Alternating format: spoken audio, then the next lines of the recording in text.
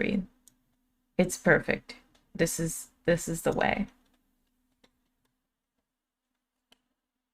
Fifi, how's your day?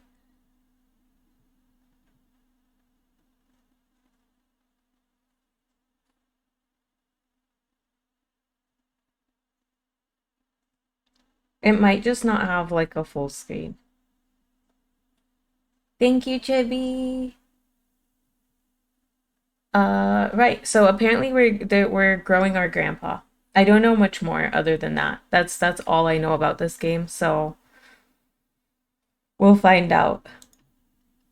Start. Please read. This, why is the hand from the left side? It throws me off. This game is designed to be played with a mouse. Oh, like a real life mouse. The input required of you is based around clicking the mouse buttons. The right mouse buttons will change the cursor's image and function. Oh. Only when pointing, indicated by the extended index finger, can you, the player, interact with certain menu buttons and prompts. Please click below in the pointing mode to continue. Oh. Grandpa's a growing boy. It's like a Benjamin Button. The second cursor mode is indicated by the cursor's image featuring a hand extending all fingies.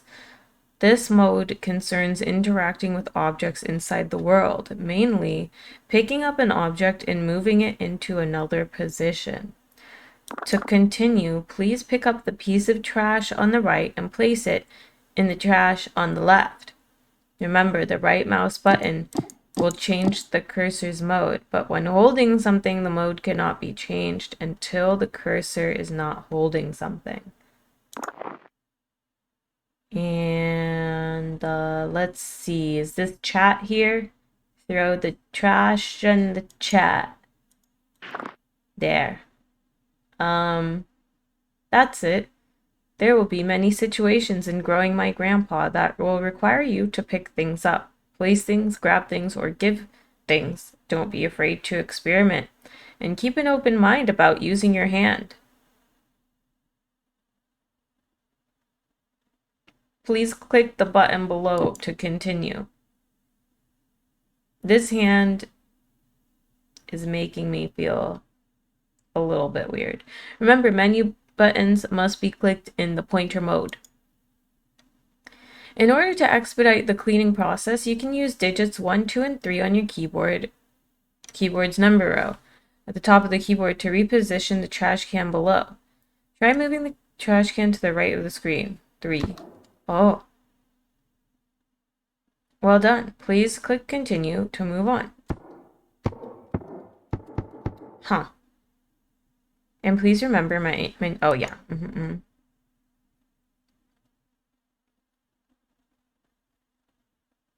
Your grandpa told you the same thing. I don't um hmm, hmm. A variety of video options can be changed at any time throughout the use of the function keys F3, F4, and F5. Press F3 to adjust or disable shader effects. Oh. Okay, I don't like the shader effects. F4 to cycle through display resolution options. Oh, now we can full screen it. Sorry, guys. Give me a second to fix this. Okay. Press F5 to change the cursor types. Oh. There are 3 cursor color schemes available, plus 3 left-handed variants of each color scheme. Oh. Should I do the white one? Stops trying to join the devs Discord to ask. You did it. By default, growing my grandpa's display is scaled up by a factor of 2 and the shader is set at low.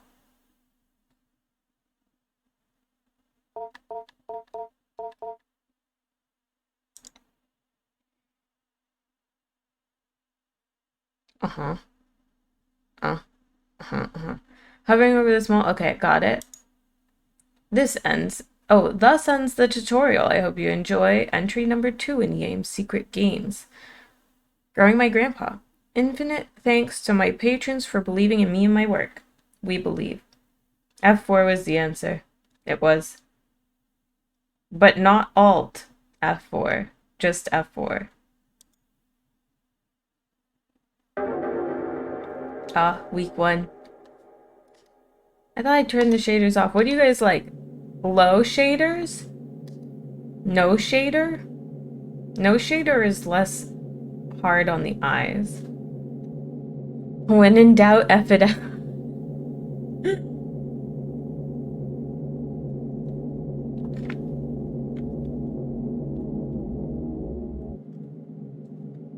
I excused Adrian during music class today and spoke with her about her recent strings of demerits.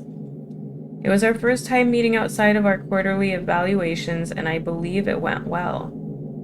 I can certainly understand Mrs. Richardson's classroom observations concerning Adrian's emotional state. Okay. She was, of course, intensely shy when we first met. As I understand it, she is similarly withdrawn in her classroom activities and only speaks or acts when she absolutely must. Some things she simply will not do. Instead of participating in mandatory group activities, she will sit alone and accept that she will receive a demerit. Before the meeting, I read Mrs. Richardson's parent-teacher report, which allowed me to estimate some about Adrian's home life. The parents are well educated and come from a prestigious background, but they lack time to properly nurture Adrian. She is often alone, and when she is not, the parents seem to not understand the importance of warmth and affirmation when dealing with someone so young. Having two parents of this reserved and icy temperament exacts an inhibition in a child. The child's imagination is subdued, but only ostensibly, for it eventually finds its way into regular life. I surmised that I would be able to reach out to Adrian by way of make-believe. Oh? This is Adrian? This looks creepy. Hold on. I'm gonna just turn the shade. Yeah, keep the shader off. Are you talking about observation duty? What are you talking about? How are you liking your new house? You've told me you used to live close by, but it still can be a big adjustment. A new room, a new school. The basement, I like that. What? The basement? Yeah, well, there's a lot of cool stuff. Mom and Dad sent me down there. Your mom and dad made you go? Yeah, but there's a lot of cool stuff. Well, that's not why they sent me down there, though. Why did they send you down there? Fighting. They were fighting, shouting. I came in to help and they shouted at me. They said go clean up downstairs, so I went. You found an anomaly? Where? Hey, B-Dag, how's it going? That sounds tough. Do they fight a lot? No, well, It's alright, Adrian. Maybe you can tell me more about the basement instead. Okay, well, it was weird at first, the stuff down there, but cool. I found something living, sort of. That's very interesting, Adrian. Please tell me more. By indulging her in her fantasies and stories, I was able to glean more of an understanding of Adrian's anxiety surrounding her home and parents. The symbols of Adrian's story seem to carry their own traumatic weight, and her exploration of the basement may very well be a vehicle for conveyance of her anxiety. Oh, I'm doing good. I'm doing good. Whatever might come of our next meeting, whether she will engage in similar make-believe, I will set down her story here. Adrian's story begins with her delving into the basement with a trash receptacle and the goal of cleaning up. She discovered one of the walls was covered in plastic bags. She went to investigate, intent on tearing away whatever they covered. Oh wow, we're moving. Trash bags. Yes.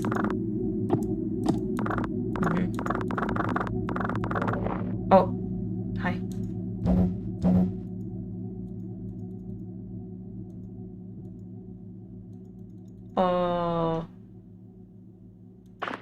see. Oh. Okay, got it. Upon removing the plastic trash bags from the wall, she noticed their interior lining was covered in glass. Like a window, I offered. No, she said, like a mirror. Reflecting inward towards the animal they covered. I gently asked her what exactly this animal was. Here's where the material reality of the story took a turn for the explicitly fantastic and imaginary. Okay. Upon her discovery of it, at her gaze, it grew or extended, its shaggy-haired self, hair like the fur of a dog. Oh, hair like the fur of a dog, I offered? No, she said. Not the fur of a dog, nor the hair on her head. It grew out towards her, the animal's hair, reaching out. It was hard, standing almost straight, like the hair on a brush. A bristle, I offered. Yes, she said. Is this dog? This is definitely dog. She was very afraid at first, but then very curious. I asked her what else was in the room. More things hidden away, she said, things of Grandpa's as well. First, she found a hidden passage under the stairs. Inside were strange dolls, magic objects, naked, faceless figures. I heard these cryptic utterances and merely nodded. In order to keep the game of make-believe going, I only pressed for details where I thought necessary. The faceless dolls could be a simple metaphor for the anonymity that she feels in her own home. The hidden passage, I am unsure of what to make of that. The revealing of the concealed seems to be thematic in her fantasy. The door under the stairs is but one example. Okay. Can I grab anything here? No.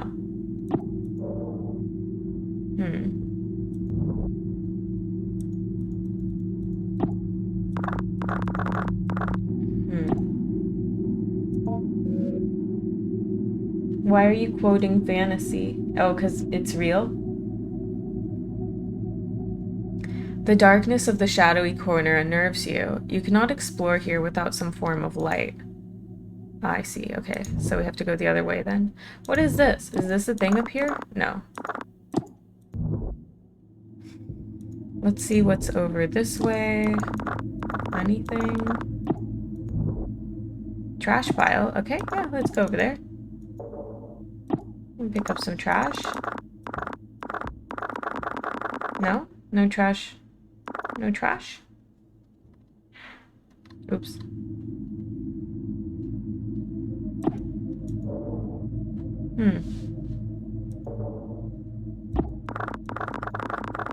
What is this? Hello? I clicked all over it. Okay, so this is the edge of the room here, so maybe we can go through the door? No.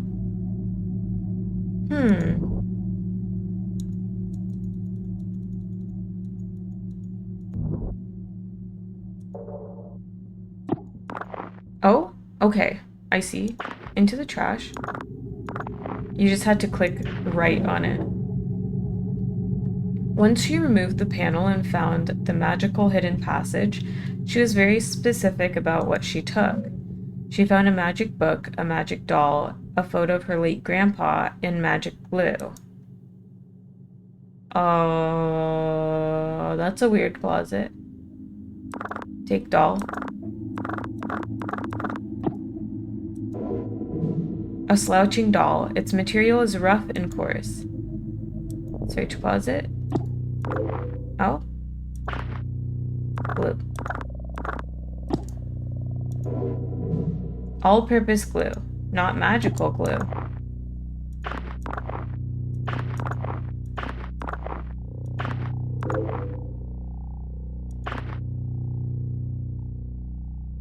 What, this game? It's called Growing My Grandpa. Yeah, just like the story. Papers crudely bound together to form a book. Oh, let's read now. The impetus of this research was the recognition of a particular pattern in fragments of documents relating to magic and magico-religious practices. Numerous sources were drawn from commentaries on laws relating to the banning of sorcery and necromancy, compilations of folk charms relating to love spells, hagiographs of saints, and their encounters with devils. Speaking of devils, I'm doing my devil cosplay tomorrow. Costume, I don't know. The list spans many centuries and a great distance from the Levant to the Khazar Khaganate to the border of the modern nation states of Russia and Kazakhstan today. Your shaman? From this paper trail arose a consistent account about a certain form of magic relating to the binding of demons to a sorcerer's will. A demon called the Heaven of Needles, or the Angel of Needles, was known to be kept best by shamanic keepers of wards who suffer from face blindness. Prosopagnosia. I think I'm butchering that as well. Whether by birth or through developmental causes like a stroke or head injury.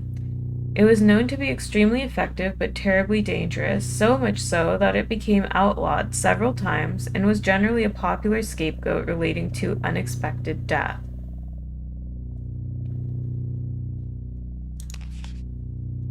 This nexus of magico-religious meaning-making sorcery regarding human-related desires and the history and science of neurological disorders related to the fusiform gyrus is where the subject of this dissertation will reside. I will outline further and then analyze the historical sources I mentioned previously. Then I will go into the neurology of mystic and magico-religious experiences. After that, I will detail my own ongoing correspondence with a resident of the Ural Mountain region who is an expert folklorist and keeper of traditions he claims have been passed down through his extended family for generations. Interesting. Costume equals true form revealed. Maybe. Alright. Oh, we found another thing. Oh, Grandpa? A photo of your late grandpa.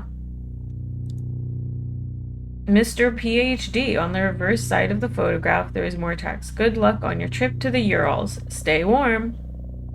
Interesting.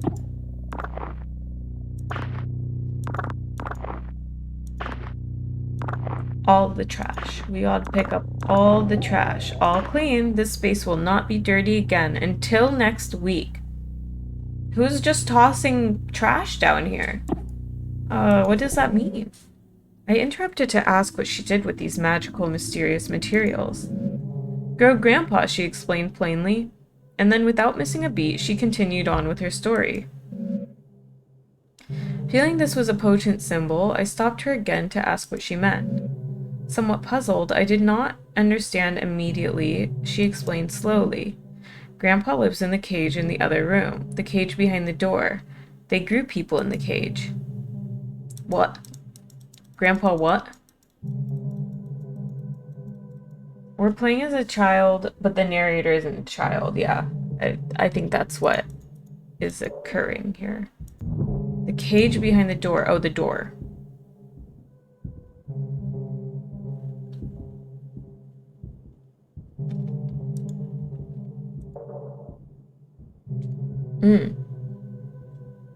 We'll start here. A hastily written note. I repeatedly called your home to no avail, and so I am forced to leave this here for you all.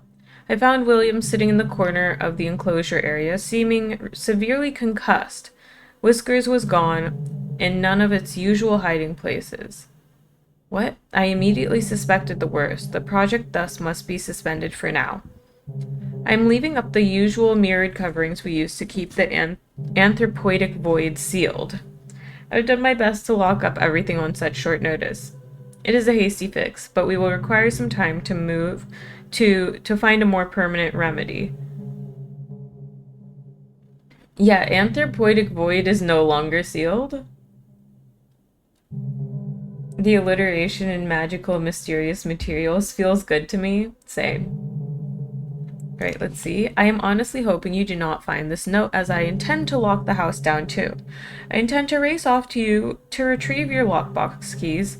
Do not worry about William's key. It and the rest of his equipment is almost certainly deep within Whiskers now. I pray you do not enter this room. No matter how it may appear, William cannot be helped, and is only being kept alive as means of continuing predation on the rest of us. What? I will say it once again. No matter what state you may encounter William in, he cannot be helped. I have sympathy for the young man, I truly do. But I found on his person several photos of his late sister, which would imply certain risks he knew he was taking. Hey, Crown, how are you? Anthropoid, Greek for having form of a human. Yeah, we have raiders going. Our extant research materials have now become possible liabilities, either criminal or professional in nature, so I have stashed them away. I believe I let you all know how I might do this if we were ever to experience an event such as this. I hope you all remember what I told you. So long then, Dr. H. One time I unsealed the anthropoidic void around here, and it was a big mistake. Chibi, I love you.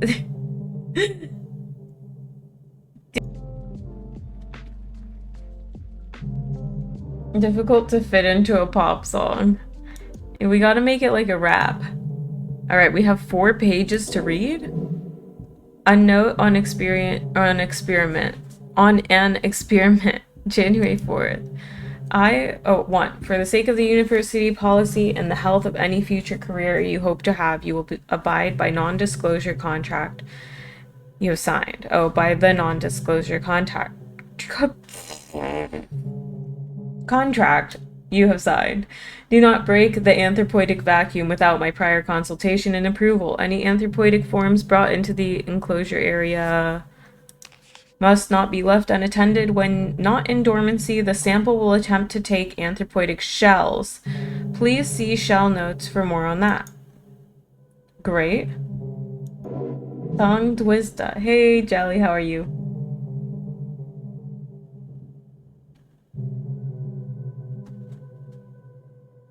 Anthropoidic can't avoid it. 4. The sample's exposure to some of our neuronal activity is unavoidable. However, the speed at which its desirous yield is produced can be dampened by several precautions regarding libidinal and emotional urges. Keep conversation not related to lab work to a minimum, okay? If you begin to suspect you're developing attachments to your colleagues, contact me as soon as possible. Oh?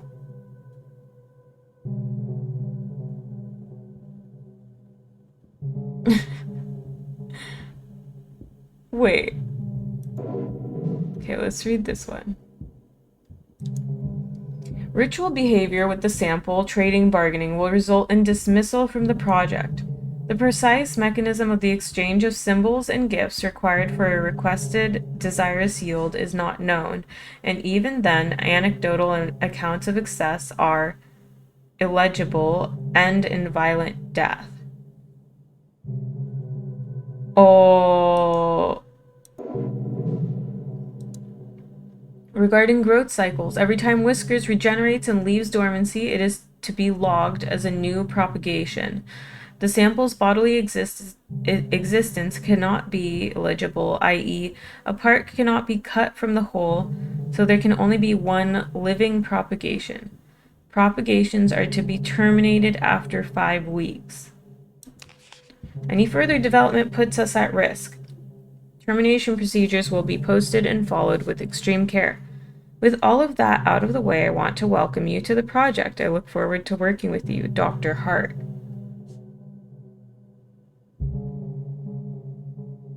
Does it mention tentacles? Oh no. Not like this.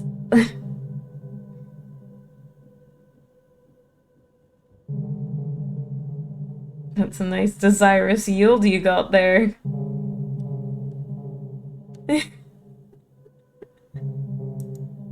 All right, I guess we're entering this. Beyond the door in the room, the cage was hidden, concealed in another cloak of inward-facing mirrors.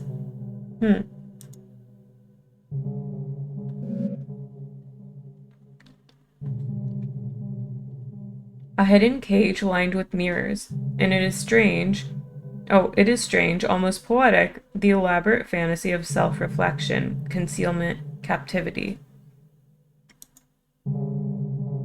Okay, tarp it is. Okay.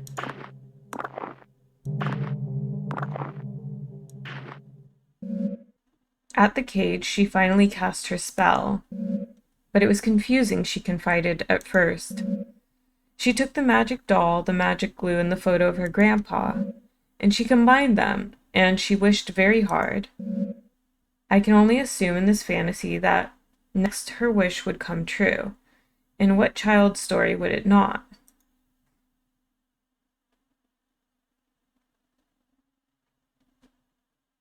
Oh, Phantasmagoria? Yeah, I remember that. Is that a footstep sound? That was creepy. I don't know. I didn't have glue on the side here. I do have glue. Particular human representation, generic human figure. Wait. Huh?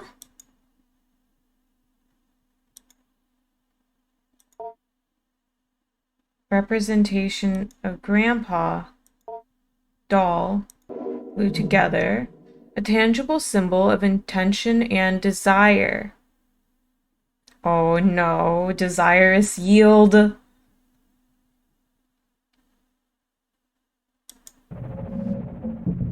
She put Grandpa in the cage, assuming that was part of the ritual. She was not clear on how it worked. What precise instruction she could glean from her grandfather's magic book was complicated by her reading and comprehension. She wished with all her heart, and then she told me she waited a while for anything, to happen, and after that time she began to cry. I cried really hard, she said. I wanted Grandpa to be back. I wanted my parents to stop being so mean. And it hurt me. It heard me wish for Grandpa to come back, for my parents to be different. I could feel it through the walls, and it felt me through the air. I asked her exactly what she meant. She could only repeat what she said. By this time, lunch was almost over. I said goodbye to Adrian, and she left to rejoin her class. I was left to consider our conversation. I believe the storytelling strategy I have employed was not unfruitful, but I must probe deeper if I can. Although I can be sure of nothing, I interpret the impressions I get. Although I can be sure of nothing I interpret, the impressions I get may begin to help me get an idea of the right questions to ask. Knowledge you acquired this week has given you access to certain topics or keywords you can discuss with Grandpa. You've gained the conversation topic wish. Consider discussing this when Grandpa emerges.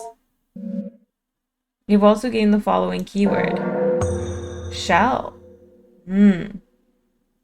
Hi, Luna. How are you?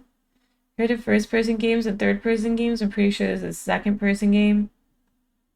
Someone describing our actions to us? I didn't think about it that way. Week 2. Doing good. I'm glad to hear that. Oh. I met again with Adrian in order to address her emotional outbursts in the past few weeks. It is our second time meeting, and while it is standard practice to have multiple sessions with a troubled student, as I assemble a report for the counseling department, I could not help but think, as we sat down in my office, that Adrian already seemed to show a remarkable change in self-esteem and confidence, and perhaps my and Mrs. Richardson's estimation of her as emotionally disturbed was erroneous, sorry. Noctis, how are you? Nice to see you. The paralyzing shyness and withdrawn attitude Adrian possessed last week was not entirely diminished, but she seemed to hold herself differently this week. However, this only lasted as long as our conversation pertained to initial introductory pleasantries. When I began once again asking about her parents, her feelings regarding her new school and her new home, she quickly lost what new confidence she had gathered up and withdrew again into herself. So once again, I partook in some collaborative make-believe, but this time I was aided by the fact that I had managed to do some research into Adrian's grandfather, and I had some insight into what she might actually be finding in the basement. Now, this may be overstepping my bounds, some as a school counseling caseworker, but this was all in service of making Adrian comfortable and happy in this learning environment. In any case, I don't know if you guys heard that, but it was like it sounded like a large fat fart outside, but it was, I think, a car or like a motorcycle. In any case, I was able to dig up information regarding the grandfather by inquiring at the university in town. Not that I make it a habit of sleuthing, but I had a suspicion that the grandfather was a professor there, or at least some sort of researcher, due to the fact that the newly constructed laboratory on campus I drive by every day bears his name and memorial. He was some sort of anthropologist, or linguist, or neuroscientist. I did not have to dig that deep before the scope of his work became dizzying and I ran up against the limits of my undergraduate education. But back to the make-believe. No, it was like a fart noise outside. It was weird. Why does Adrian look so weird and creepy? Like, why didn't they open her eyes? What is your grandpa like? Is he a smart man? Not anymore, but I'm teaching him. So he's grown a good deal then. You have been feeding him well? Yeah, he's getting bigger, but he has a lot of room in his cage. He's still behind the bars? Yeah, well, he might be able to climb out eventually. There's this vent in the ceiling. Oh no. Well, perhaps if he climbs out, I could meet him someday. Yeah, maybe, but he's not ready to leave. He can't take care of himself. I have to feed him, pick up after him. Oh, you store the food in your lunchbox. That's nice of you to share. He can almost talk. You cannot speak with him? He doesn't have a mouth, sort of. But how do you feed him? He has a mouth on the outside, on his shell, or the stuff that is his skin. I'm a little confused. Maybe you can go through a typical day with your grandpa.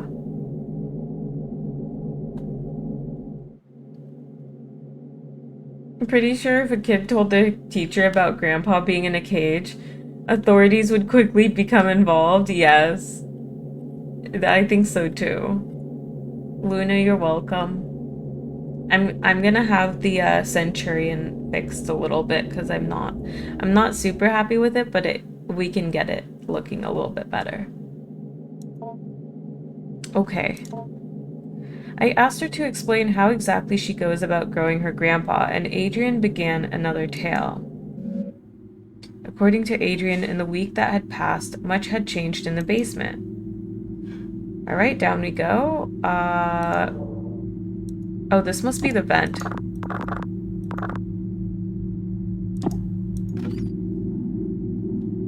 We have to find food for Grandpa? I should go see Grandpa first. Okay.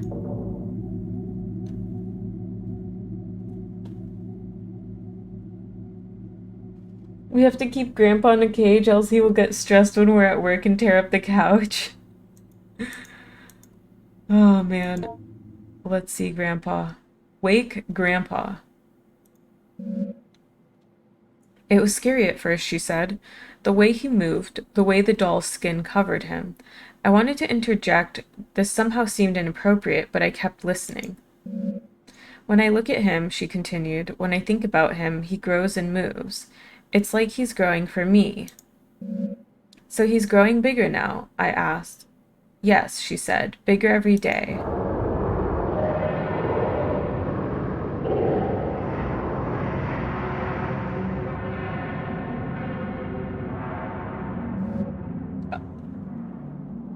Uh, this is Grandpa? Grandpa looks phallic.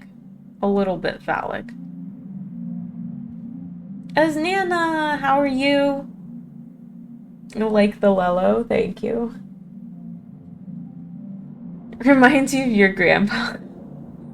This begins the actual growing part of growing your grandpa. Beneath the doll's burlap skin, the follicles knit together what resembles a proper person, your grandpa. You are in charge of its cognitive development and diet until it is able to sustain itself.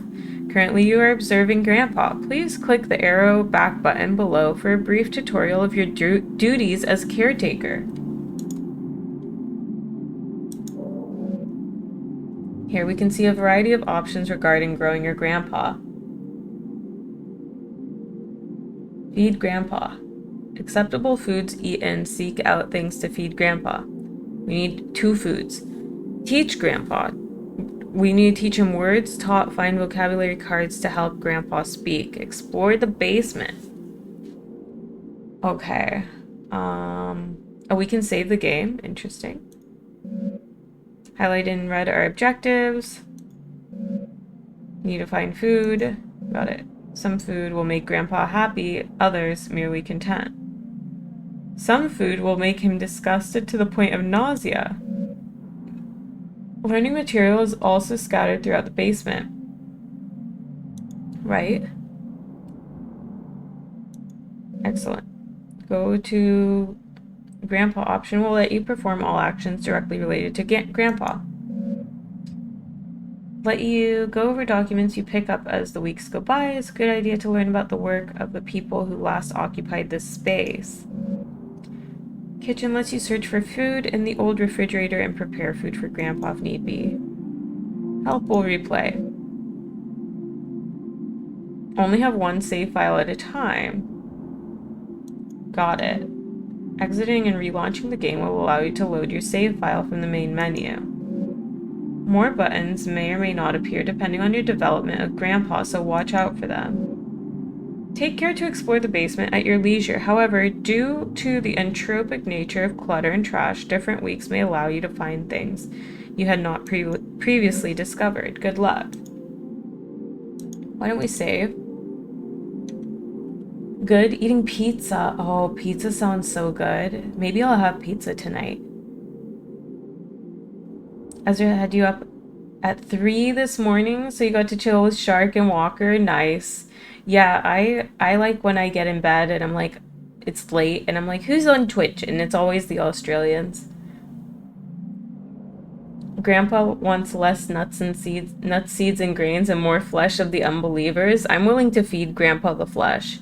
That sounds wrong. I didn't say that. That sounds very inappropriate. Only one save file. What kind of Pokemon nonsense is this? Agreed. Okay, let's find some study materials for him. Look, oh, they did suggest that we look over the documents. We read we read these, okay. Examine educational posters. A, B, C, D, E. Perfect. Can we keep that? What if I don't want to throw it in the trash? I have to. Oh, what's this? A set of procedures regarding disposal and interment.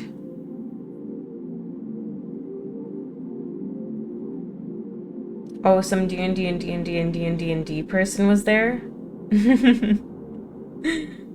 How complicated could Grandpa be? Skip the instructions.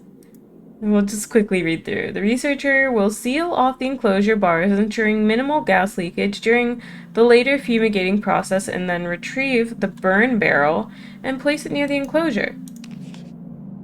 Allow at least 48 hours of time where the current growth cycle experiences no human-related stimuli. Oh no. Do not enter the enclosure area nor any part of the basement. Ideally, you will not be on the grounds at all. So, you're not supposed to see Grandpa for 2 days at a time. After 48 hours, 2 researchers will enter the basement wearing their assigned mirror mask, mirror apron, and powered air purifying respirator. The researcher will use the vent system to fumigate the enclosure area. Wait 30 minutes and then use the fan system to ventilate the enclosure. Keep the fans running during steps 3 and 4. Liger, how are you? Nice to see you. Re-enter the enclosure area wearing your assigned mirror masks and aprons. The organism may or may not be in complete dormancy. If it is not in full dormancy, be assured that its capacity to act against you will be greatly diminished. With your assigned powered drills, quickly remove any enclosure bars needed to access the organism. Put them aside for later reinstallation. Wait, what?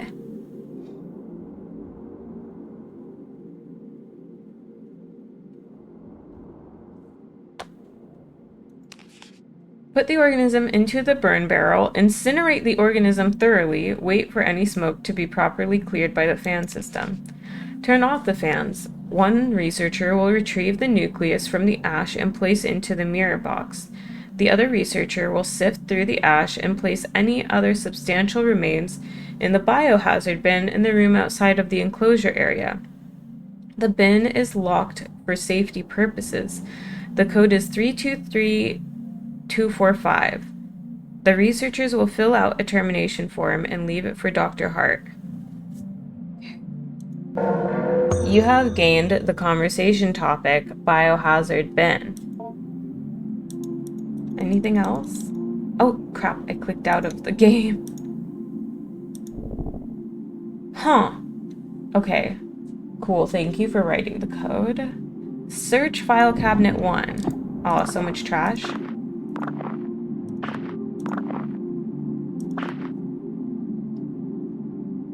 You're good? Getting a finger printed on Wednesday? A finger? What does that mean?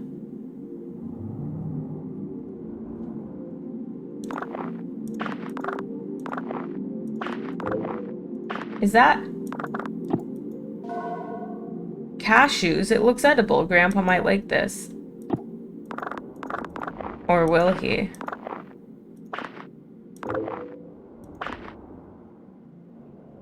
Oh, you're getting fingerprinted. Okay. I thought you were having a finger printed, and I was like, what? That's exciting. And then you'll have your background check. That's so funny.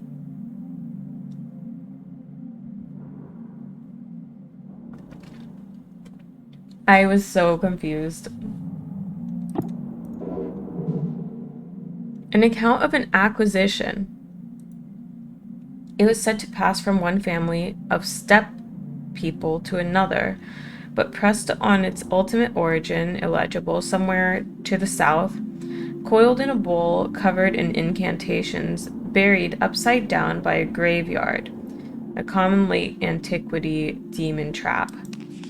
The keeper, an elderly man in failing health, was ready to expound on and on about the dangers of the organism. But when I asked more pointed questions about the history of its acquisition, I was given curt responses that had a way of circling back to vague warnings.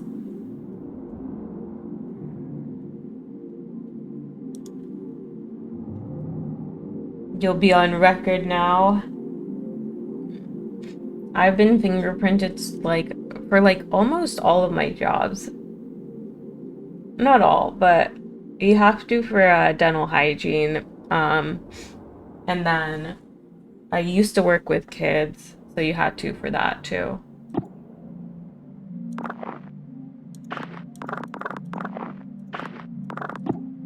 What is this?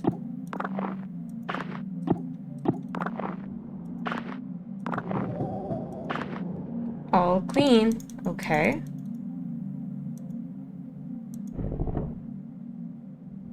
I got fingerprinted for my jobs? Yeah.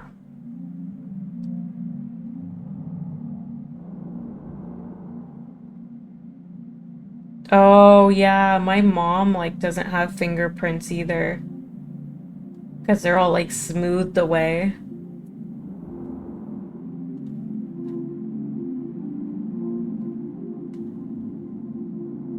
Everyone's already on record. I'm not even from the States and they have my fingerprints on record.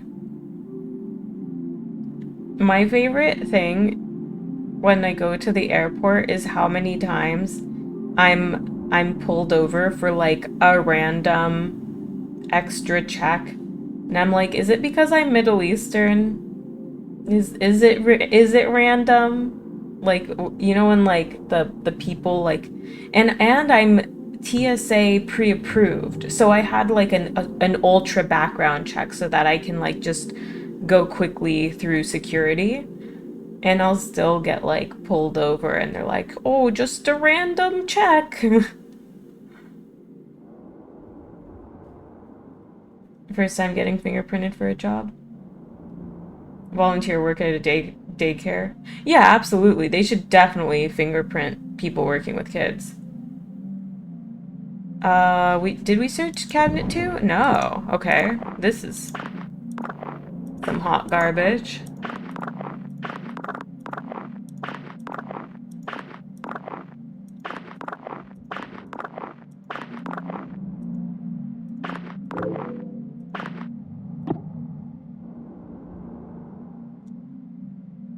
I'm dressed like normal for me.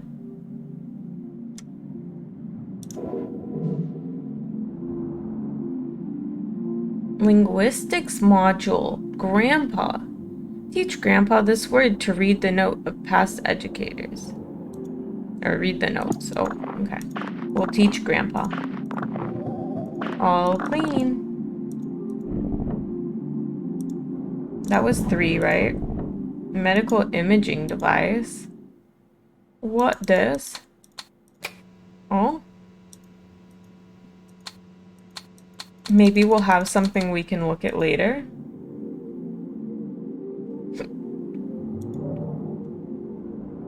Thank you for the lurk. Okay, we'll go to the kitchen. Search upper fridge. It looks edible. Lettuce. Grandpa might like this. It doesn't look edible at all. That didn't look very edible. I'd laugh if it's dental x-rays. That would be funny. A banana? Brown banana. It looks edible. Grandpa might like this. What if he doesn't like any of this? Prepare food. Soft fruit or vegetable. Banana. Unappealing item. None. What do I do now?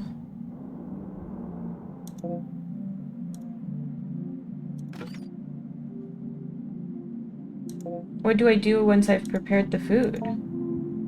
Oh, you're supposed to mix them like a soft fruit or vegetable with an unappealing item? Better than Arby's. Okay, let's try to feed Grandpa. Let's teach Grandpa first. Would you like to view the tutorial before you start? Sure. Go over teaching Grandpa pronunciation and vocalization. Can we go grow Grandma too? I hope so. Lil, nice to see you. How are you? Maybe we're feeding Grandma to Grandpa. Vocabulary word. Oh, the vocabulary word you picked will appear in the top left corner. In the bottom right corner will be a pentagon, and that is divided into 8 sections. Mm-hmm. Mm-hmm. Mm-hmm. Mm.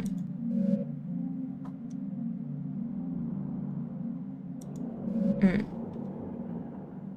When you hold left click above the correct highlighted area, the icon will start to vibrate along with the simulated vocal cords, and the current letter of your word will begin to turn red. Keep holding over the highlighted section and adjust your icon as it changes place. Soon the letter will become fully red. If every letter becomes red, Grandpa will proudly pronounce the word to you, and it will be considered learned. Teaching Grandpa these words will accelerate its cognitive development and lead to further breakthroughs in general intelligence. Let's see if I can figure this out. Oh, battle? Should we run the battle first then? Oh yeah, we should. Teach word Grandpa. Yes. You approach the small window. Oh, that was fast. Oh. What am I? Oh, I see.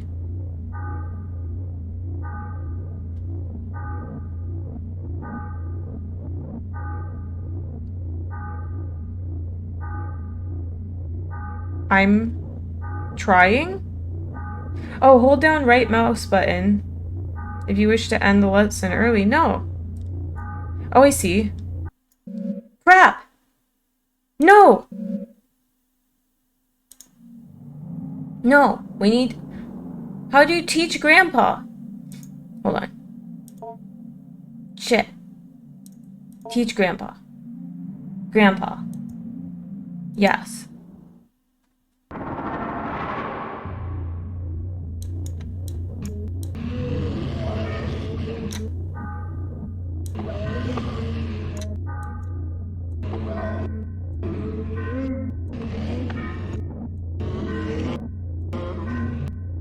Wait, what? What am I doing wrong?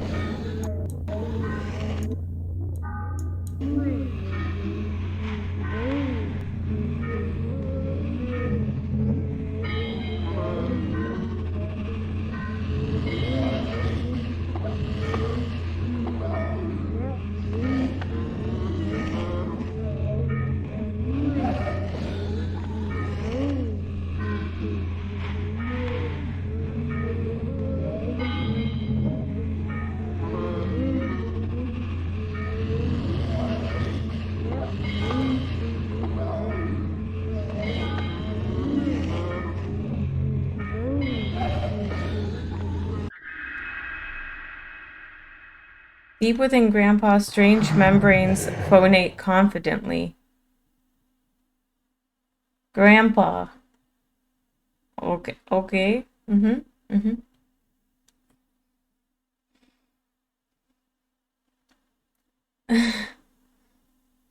Grandpa's such a quick learner. Having completed the lesson, you take a look at the back of the vocabulary module card and the notes there written by administrators of the past. Grandpa, part of a vocabulary and vocalization module E81 family. General pronunciation comments, usual trouble with articulation, voice thin, raspy, possibly underdeveloped larynx. Module comments, see below. We have done several sessions of what we are calling familial relation simulation. I and a co-researcher sit in chairs opposite the enclosure. We are wearing the usual masks, and we begin to act out a scene, mostly through improvisation. That might roughly resemble a kitchen table conversation between an immediate family.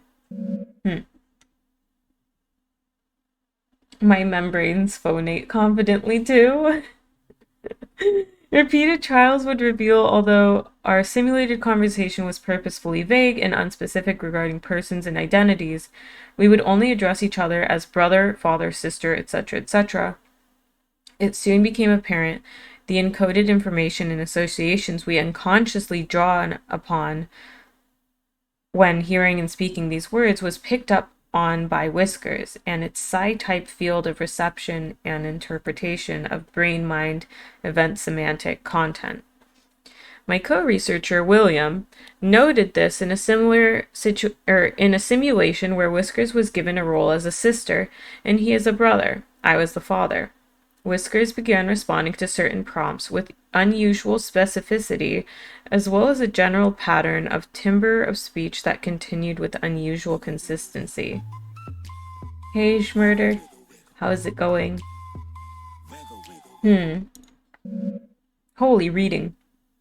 As soon as the simulation ended and we left the enclosure area, William let me know that Whiskers was almost certainly drawing from encoded memories of his late sister. mapping out exactly what regions and centers of neural activity are intercepted by the psi-type field.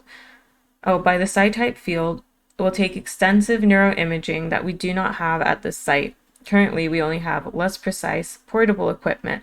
However, our experiences so far are eerily in line with folk knowledge and folk explanations regarding the being's access to desires, and we can begin to infer it has access to certain portions of the limbic system and ventral temporal cortex. Oh. You step away from the bars and store the module card at the document table. Okay, let's feed Grandpa. Feed. Sure. We have a tutorial for feeding too? Okay. Select an item from the lunchbox. Contents will be displayed. Select an item from the lunchbox. Doing so will fill your hand with this item. Note that any food can be put back into the lunchbox by clicking on the lunchbox with a full hand. Where Grandpa can be fed, it must judge the food by smell. Hover your hand over Grandpa's olfactory bulbs. If Grandpa's pleased, it will allow you to feed it. Most foods Grandpa will accept, however, getting Grandpa to consume other things requires some culinary deception. When Grandpa is willing to be fed, hover your hand over its mouth and click. When Grandpa will then consume the food. Good luck on feeding Grandpa. Let's feed Grandpa. I love how Grandpa's in it. Let's do, like, cashews. Click on Grandpa's nostril, left of its mouth.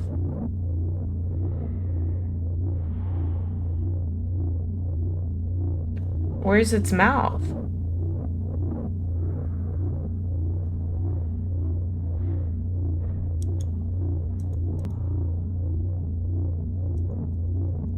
What?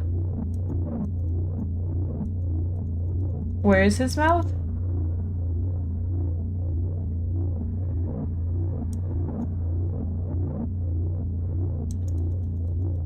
Left of his mouth? I'm clicking everywhere. Maybe we try lettuce. By its neutral reaction, what? Oh, it ate it? Okay. The meal appears to have been sufficient. Do you want to eat more? Cashews? We'll accept this, okay? Okay. Is that enough feeding of Grandpa?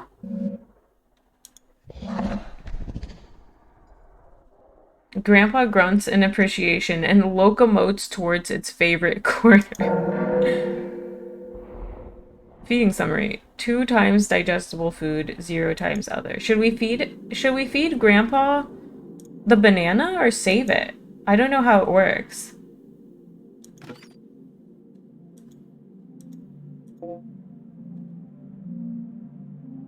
I sure enjoy locomoting to my favorite corner too. Let's just feed him the banana and see.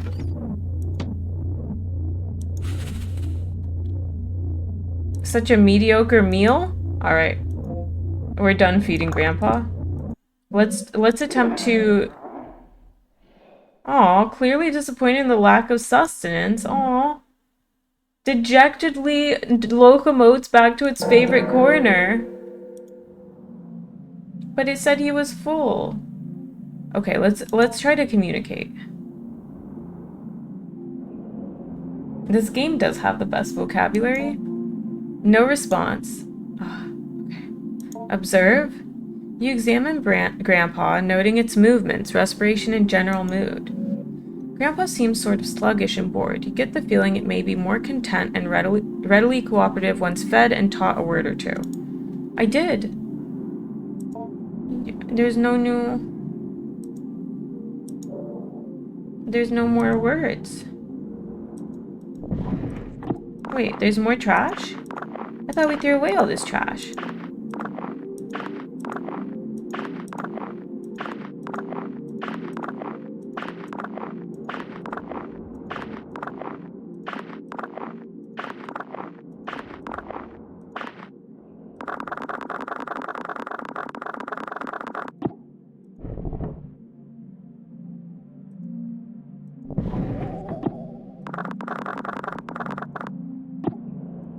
Teach it how to say Matlock. What does that mean? Am I missing something in here? Why does the trash keep reappearing? Oh, I was missing some trash. That's why. My bad.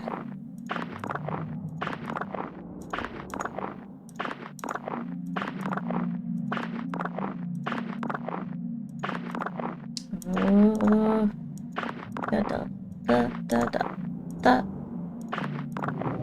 Okay.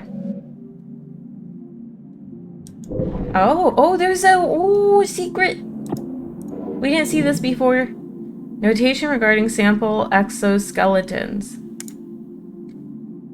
Research participants, please take note. Each growth from a cycle does not require a shell, but you may find the sample will often try and seize on something somewhat flexible it can grow into, along with any desirous yield it may generate. Or else it will move from one shell to the next as it outgrows them. In the small amount of time I have spent with it in preparation, I have noticed it tends towards human forms. However, we should keep a tight lid on the anthropoidic seal in order to be cautious before we begin to experiment with exposing it long-term to anthropoidic stimuli. And this? Popular television program with seniors? Oh. To my colleagues, I don't mean to be overly severe in tone, but Dr. Hart's work is very important and the material we are working with is potentially very dangerous. I will be handing out a copy of this note as a reminder to everyone. I am not trying to single any particular person out. We all have misconceptions about the nature of this project from time to time. With that out of the way, here are some things to keep in mind. The active growth must be thoroughly terminated via the correct procedures at the very least 4 weeks after dormancy is interrupted. It doesn't matter what you've done or haven't done regarding tests or procedures on it or how much the anthropoidic vacuum has been disrupted. We are not ready to go beyond 4 weeks at this point. A step-by-step guide to termination has been posted by the enclosure wall. Please, please, please, do not place the educational posters over this posting. Do not disrupt the anthropoidic vacuum without Dr. Hart's prior consultation and approval. So I'm assuming when we get to 4 weeks, he will be fully grown. In case of any emergency where the vacuum is disrupted, put on your equipment and begin the lockdown procedure. Make an extensive note of when and how the breach occurred. If you find the habitat empty, page Dr. Hart immediately, but do not attempt to speak with anyone else. This thing can get very smart. I'm sure you're well aware from the stories we heard on our acquisition trip. The greatest caution should be used when dealing with a potential aggressive mimicry scenario. Please seek me out if you have any more questions. Okay. So we found everything, I think, now.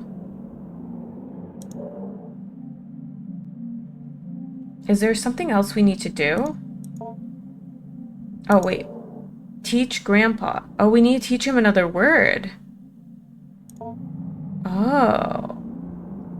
We need to find another word for him. There's nothing in here.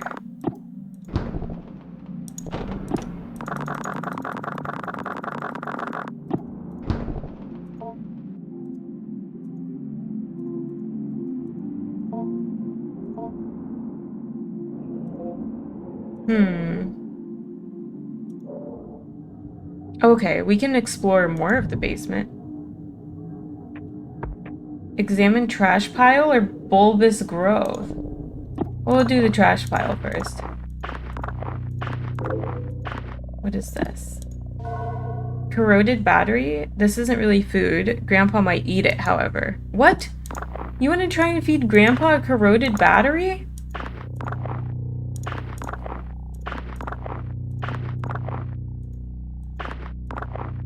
That sounds dangerous. What's this? All clean. Oh, hello. We found it. Okay, great. We can teach Grandpa hello. Bulbous growth. Something appears to be growing from the wall. You take a closer look. A pulsating sac. The slimy membrane that is its skin seems to contain something. It might be able to be opened with a blade. Great. Trash. Okay. A cabinet? More trash. There's so much trash. Elder abuse? What if what if Grandpa really likes, um, what if Grandpa really likes corroded batteries? Wrong Grandpa? No way. Blueberries? Oh, it looks edible. Grandpa might like this. Great. What the F is in this drawer?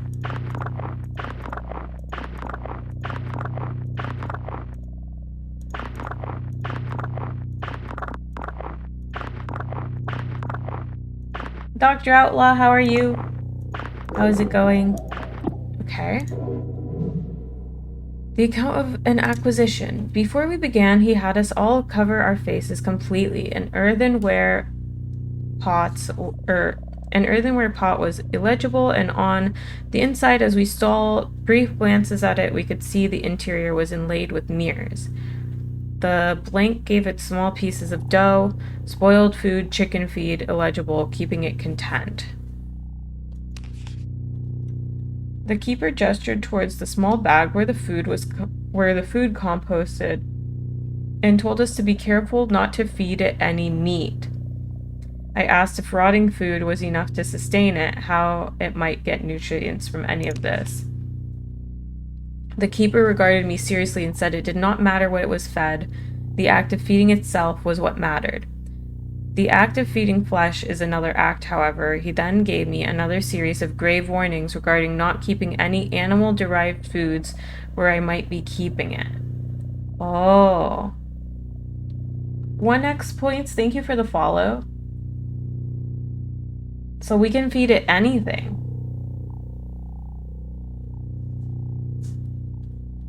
I don't think Grandpa's a vegan. I think Grandpa's like the opposite of a vegan.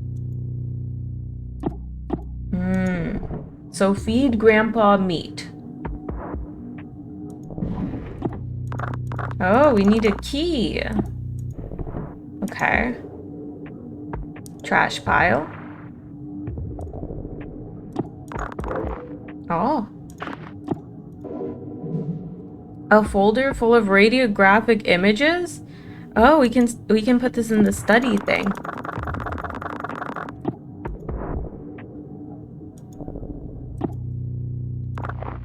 He probably eats vegans. Grandpa's a zombie activated by eating meat.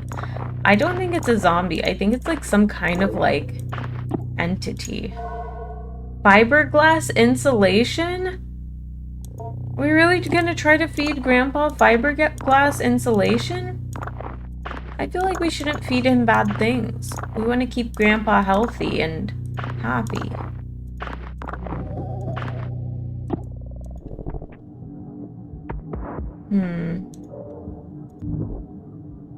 Another trash pile. So much trash in this basement.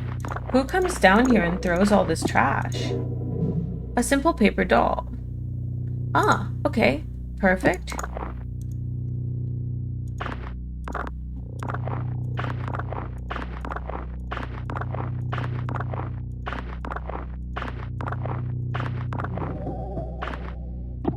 Okay.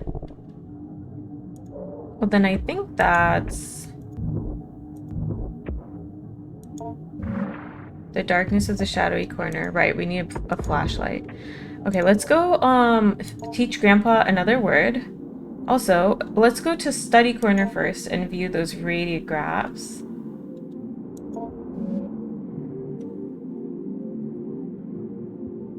You think Grandpa's a golem? But aren't those made of, like, dirt? Elder neglect, he clearly needs help. Okay, okay, power. Oh.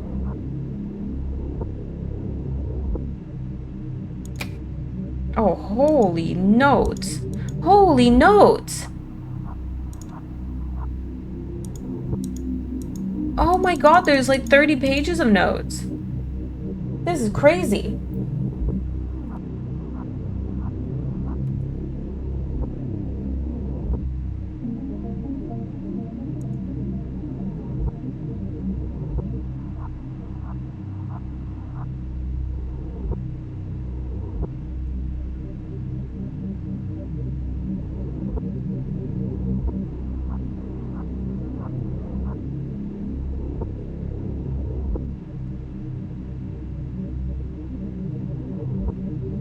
They are longer than most of H.P. Lovecraft's entire stories. Cliff Notes when?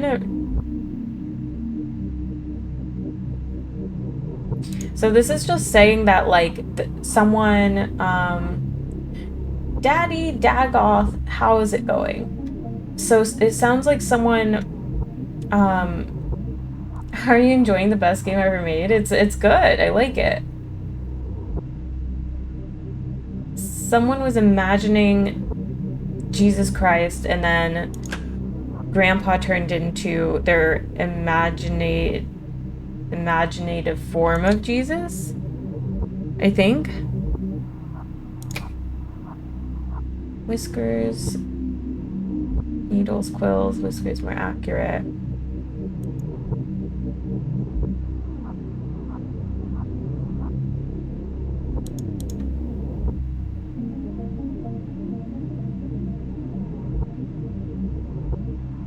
Anecdotal deathlessness.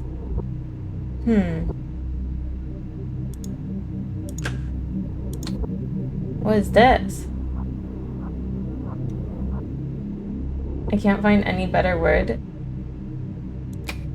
Exposure to mammalian forms, part of a series of zoomorphic influences, led to further understanding of the propagation's ability to simulate the somatic stem cells that constitute fully developed animals. I write simulate in the previous statement because examining the tissue of each propagation leads me to believe its amazing capacity for accelerated growth of vastly different forms comes from its cell-level mutability. And yet at no time does it function as the thing it becomes, except in the sense that it mimics it. That is to say, when Whiskers is removed from dormancy and replicates a rabbit's morphology, it is not seeing from the rabbit's eyes, nor smelling from the rabbit's nose, but pretending that it does and doing a very good job of it. Oh, interesting. Battle looks ready? Okay, yeah, let's run it. Let's run it. Back to the game. Let's see what this has to say. This radiograph was taken at or around growth cycle number 4. The strange thing about it was the subject, or the subject of the image was nowhere near the enclosure. It's almost like a piece of Whiskers fell off and scurried into the corner. But I like SR. Oh no! I'm sorry. I feel like we've learned a lot since then, but at the time I remember speaking about the morphology being weird, not really even resembling any extant zoomorphic structure besides maybe a cuttlefish. Then I happened to open the thing up. Inside were all these little dead amoeba-like things, but they all sort of looked like they had faces that were just barely there. After I took the radiograph, I realized I gathered it up and went to go through it in the biohazard bin. As I walked by the bars of the enclosure, I could hear Whiskers suddenly going wild, flopping around and grunting excitedly. Could it have smelled the cuttlefish thing? Would it eat its own production? I guess it's technically flesh. This is beyond the scope of the project, but it could be that without the stimulus of an active brain, or more specifically, a healthy and active brain capable of face recognition and theory of mind, Whiskers began to pull whatever it can from the limited data available to it. Again, this is not our focus at this time, but I left a note for Dr. Hart just in case he wanted to take a look. Oh, no, that's weird. Okay. Would he have eaten himself? Let's try to prepare more food. Like, we have banana, and we can do battery or fiberglass. Let's feed him battery. Conceal. Excellent. Let's try to feed him battery now.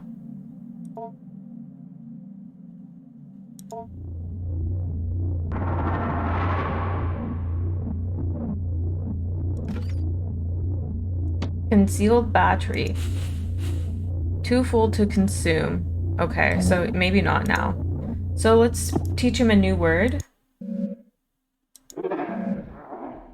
Oh, poor Grandpa. Oh, Grandpa, I'm sorry. John, how's it going? Oh, wait, that's not what I meant to do. Go to Grandpa. Teach Grandpa. Hello. Yes. Here we go.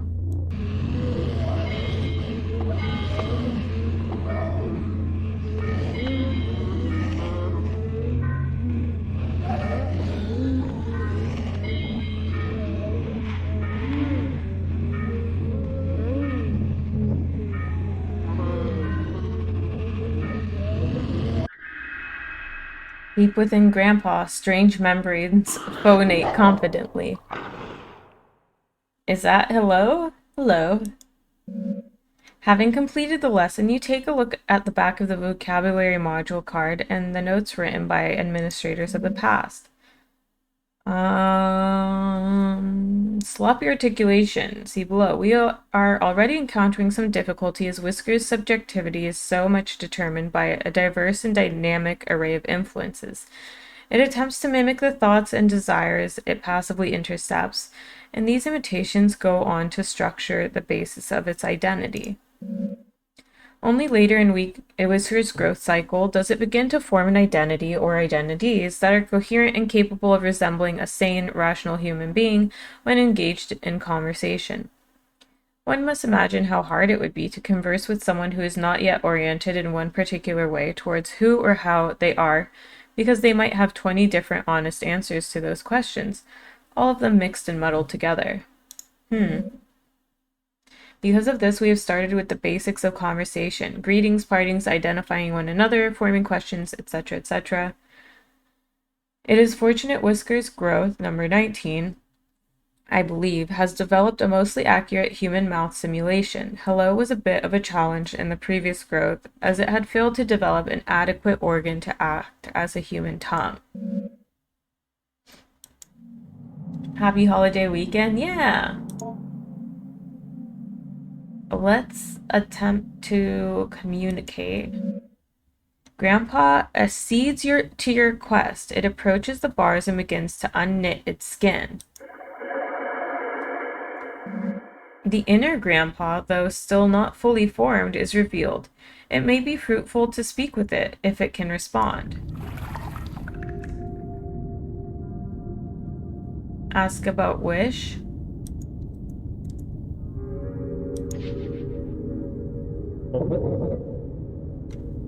With a great deal of effort, Grandpa gurgles fragmented thoughts through its ill-formed lips. Mother, will father. New lives out of the air. The dark spiny filaments that make up the majority of Grandpa's body begins to oscillate rapidly. The air behind your eyes. I can taste it.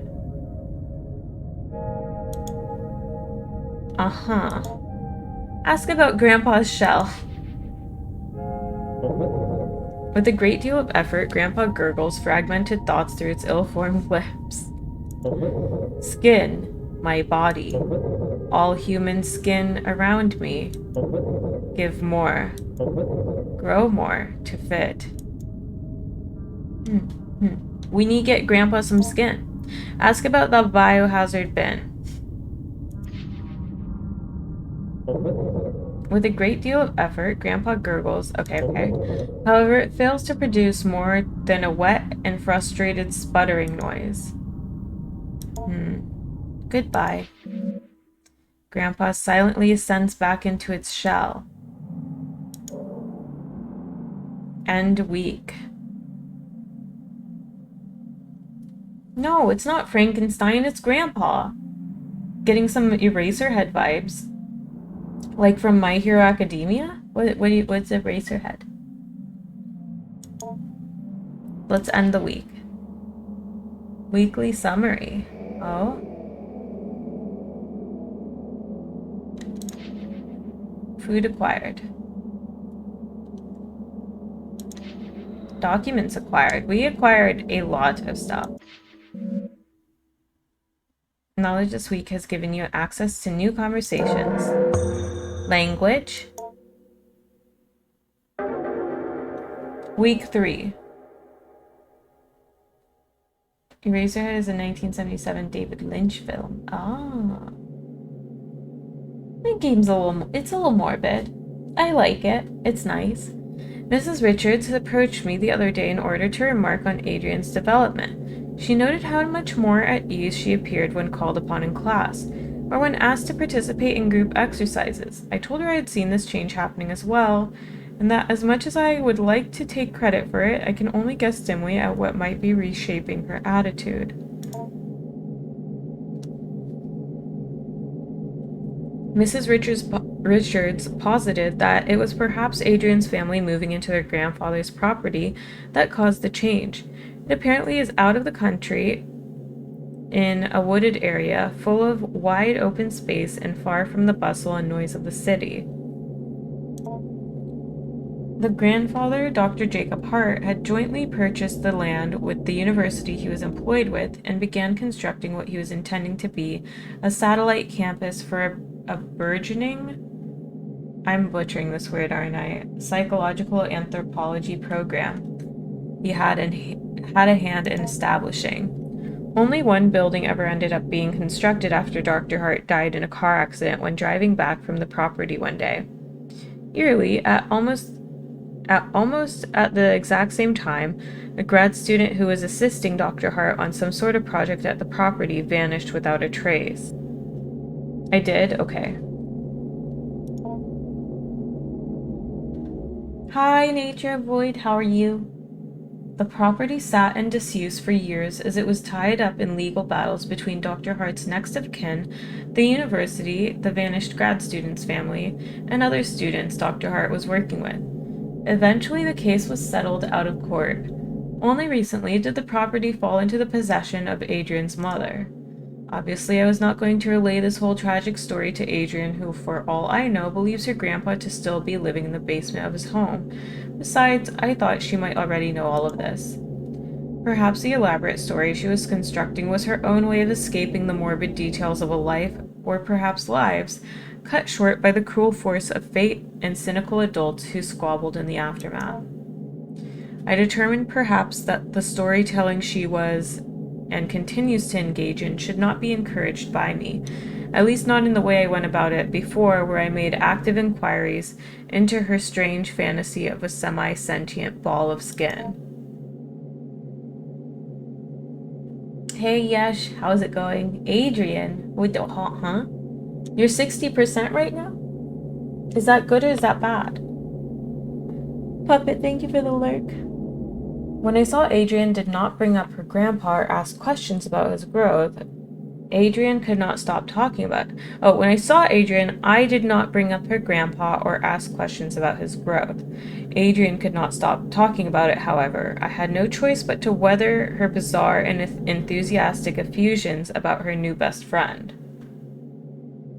Recovering from a bad cold? A lot of people are getting colds right now. I'm hearing a lot of people getting them. Hey Yesh, how are you? Hope you're good. Adrian, maybe we can talk about something else. I'm not sure I'm following you exactly. He's gotten so big. He has so many whiskers that come out, and I can see them move around when I think about him. I'm not sure what you mean. I'm so happy Grandpa's back. He's much cooler than Mom and Dad. Once again, for what it's worth, I put down the story she told me as best as I could. Adrian once again told me about growing her grandpa.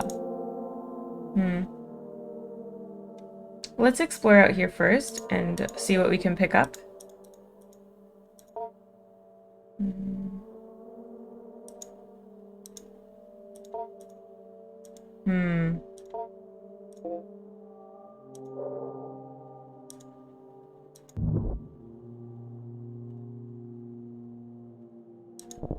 Trash pile.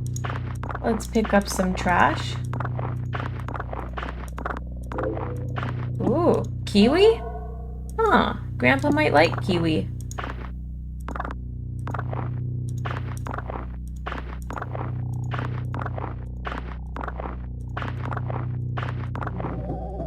Okay, nothing else here. Bulbous growth. Pulsating sac grows in the corner. That's right. We need something sharp for it. Trash.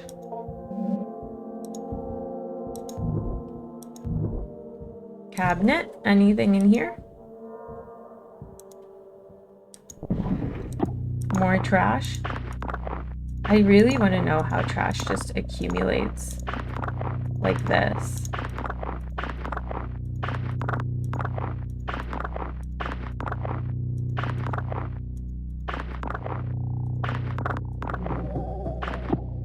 Clean. Drawer.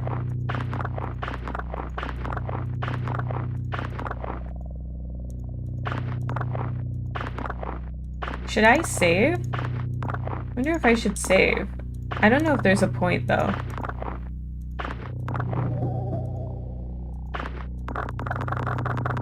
I know I can move the trash can. I just don't remember how.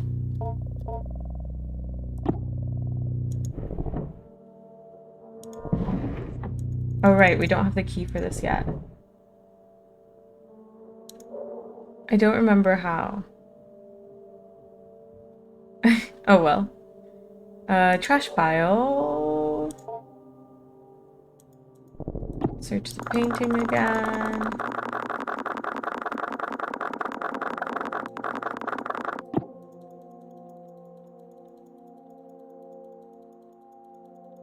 One, two, three. Oh, you're right. Yeah. That was it. So smart. I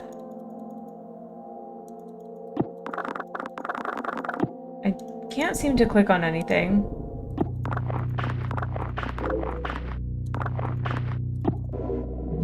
Ooh, vocabulary word. Yay. We can teach Grandpa more things. I want Grandpa to take over the world. What's this food? Potato!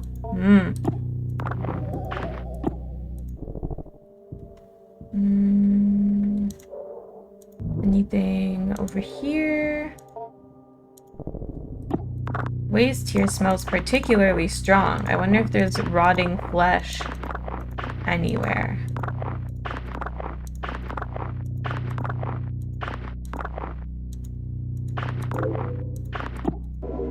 Ooh, indecision.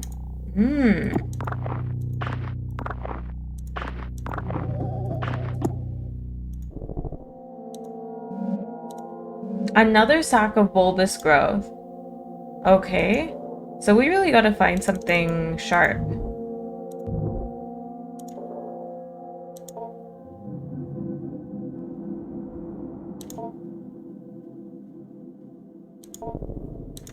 No more educational posters. Let's search.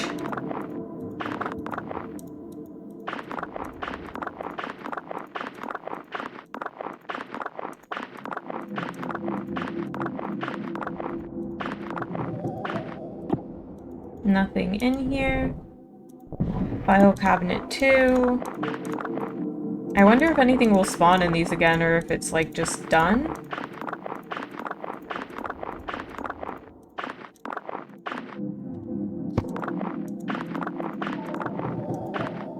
Nothing here either. Okay. This one's done. Okay. Maybe not. Kitchen corner? I know so much trash. Let's see if there's anything. Oh, a pear. Okay. Lower fridge and a strawberry. We got a lot of food this week, huh? Prepare food. Oh, so we don't keep the food from the last week. Oh, no, we do. Fiberglass insulation. Okay, got it. Let's put that with the pear. Conceal.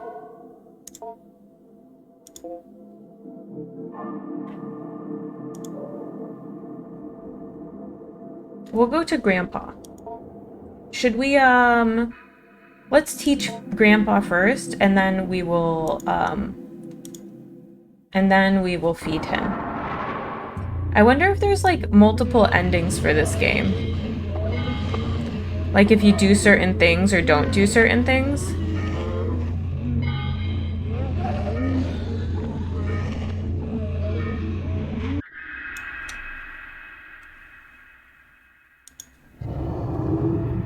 Life. Conceal, don't feel, don't let them know. What? Having completed a lesson... Oh yeah, back of the card. Let's see what it says. At week 3 of growth, number 24, Whiskers appeared to recall some information from a previous growth cycle. We cannot be sure that this was really the case, For all we know, what we interpreted as it recollecting this information was really drawing semantic content from one of our recollections of it and redeploying it without rationality or contextualization, okay? For the sake of our safety and for the sake of scientific inquiry, we are attempting to draw from Whiskers whether it somehow retains knowledge from previous cycles in its morpholactic nucleus. We did not think it was possible the nucleus,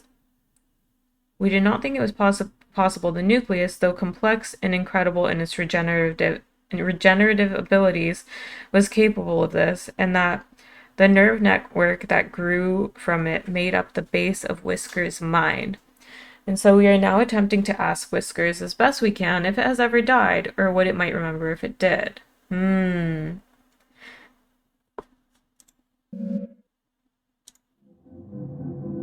Lay feels cozy. I wonder if he remembers how many times he's been killed by people. Oh wait, I didn't mean to do that. Grandpa. Let's teach Grandpa another word. Indecision.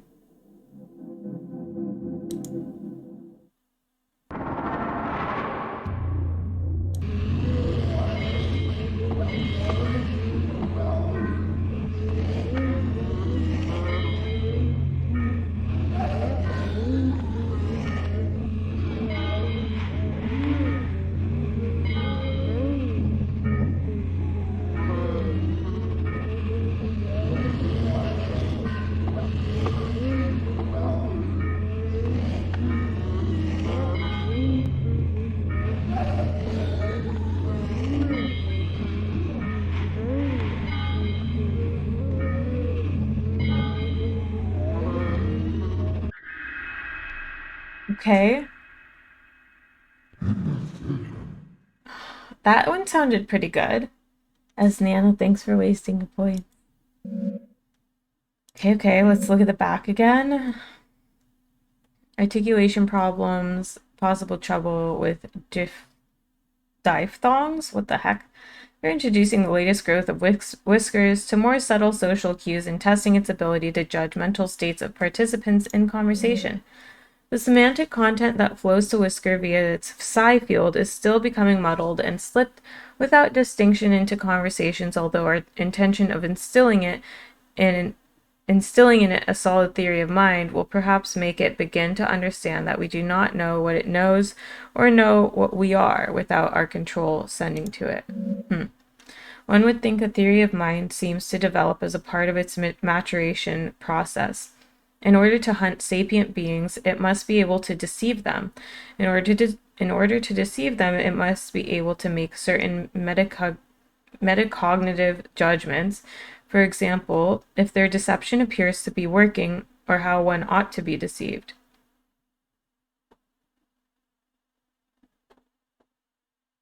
Diphthongs. Indecision, very high on the elementary vocabulary priorities. A sound formed by the combination of two vowels in a single syllable. Ah, okay. We may never see it develop a theory of mind anytime soon, as Dr. Hart has disallowed a cycle of Whiskers' growth to live into the beginnings of maturity. Oh, man, reading. This game is a lot of reading. Let's feed Grandpa, and then... Oh, Grandpa is much more whiskery. Yeah. Grandpa's gums are bleeding slightly, and its skin seems overly dry. It may need a food packed with vitamin C. A kiwi fruit would be an excellent remedy. Oh.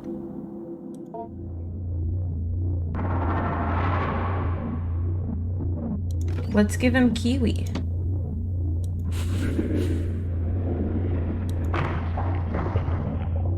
Oh. Meal appears to have been sufficient.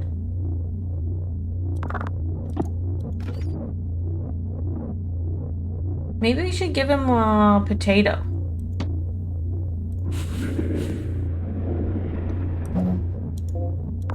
Let's see if we can find a food that he likes. Let's try like blueberry.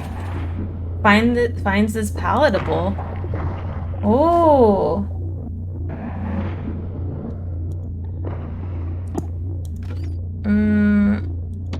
Did we try strawberry? Wait, what did it say? It goes so fast.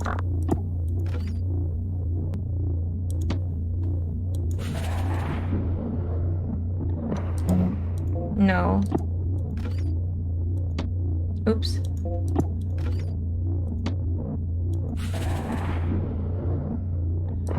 I don't want to feed him the bad stuff. I want to give him all the good things. So let's just give him a potato.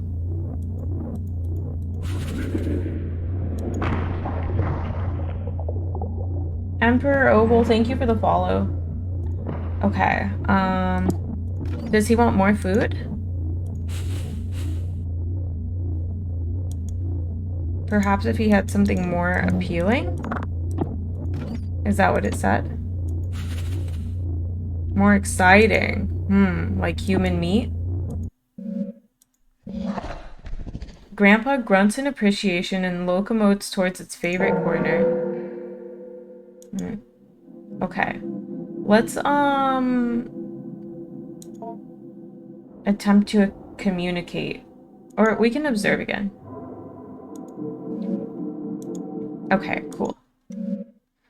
Grandpa accedes to your request, approaches the bars and begins to unknit its skin. The inner Grandpa, though still not fully formed, is revealed and may be fruitful to speak with it, if it can respond. Oh, he's more Grandpa looking now. Look at him. What a cutie. He's like a little guy now. Should we ask about Wish again? See if he has more to say? Grandpa still struggles somewhat to speak due to his underdeveloped tongue, mouth, and jaw. However, it manages to rasp out an answer. Hunger is not enough on the walls of the cave. The aura can be hunger transformed. Desire is fulfilled by pain. Your grandpa doesn't have the right words right now. I can only say, I love you. Grandpa loves us! Love is not enough, though. Desire is not enough. Project it outwards, make it true to yourself, if only in symbol, then it will be enough. For me and for you. Wow! Grandpa! Alright, let's see. Something to grow in. My skin is not the doll's skin. My skin is not like your skin either. I can still feel your eyes on me inside, my shell. I have many eyes to see, but I don't need them as much as I need your eyes with which I can understand as seeing me. There is a cycle of attention you give me myself, but I am still not that. Slowly I form a human shape, and you see me more as human, and I become that. What? The biohazard bin. They kept putting me in a box, sleeping, and then set a light, and then in a box in the corner in the darkness. Most of you couldn't read then. The scribe came and wrote what everyone said. They wrote on strips of bark with thin reeds. No, it was not that. It was a paper posted somewhere. It had words to open the box. I was half dead in the box. The part of me that dies was put there for a long time. So he does know that they've killed him.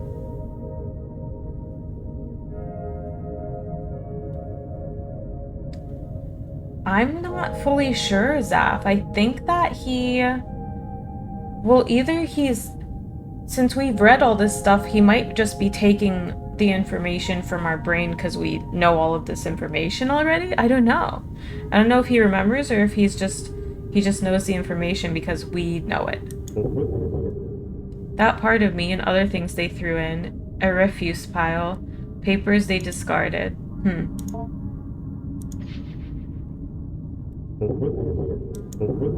Grandpa is old. My lives were easier before I made myself to speak and before you made clothes to wear and rules to obey.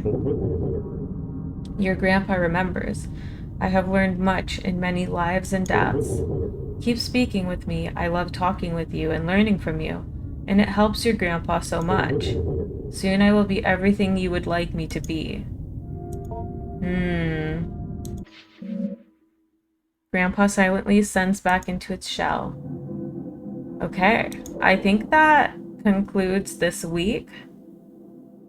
But before we conclude it, go back here.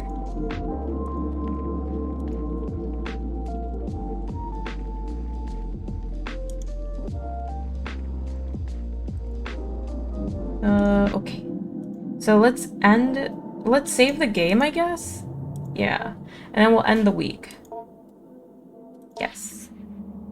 See what happens. So normally they kill him at week 4, so this means we're going into week 4 and he is not going to get killed, or it is not getting killed.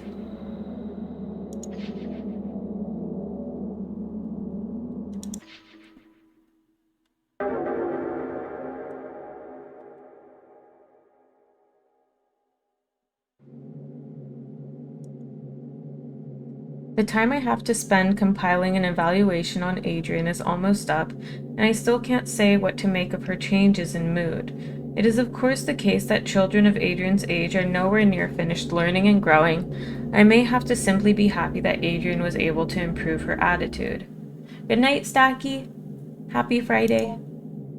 However, something in the odd and occasionally grotesque stories she continues to bring up to me still strike me as meaningful.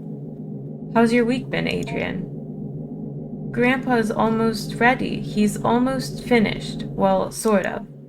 Ah, he's almost as big as his shell now. He has a face and he can talk pretty well, and almost has legs. I see. As before, I have put down the story she told me as best as I could.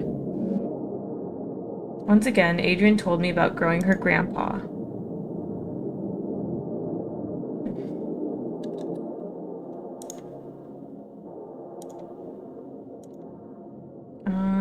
Let's check for everything first.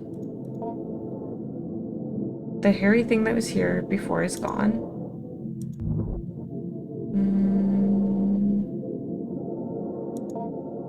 Trash. Oops.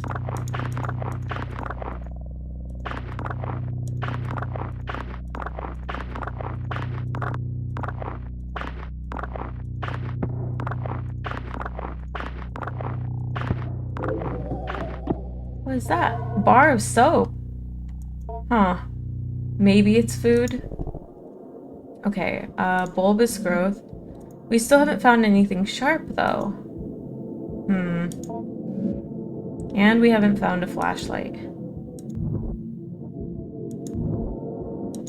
Go back to the cabinet.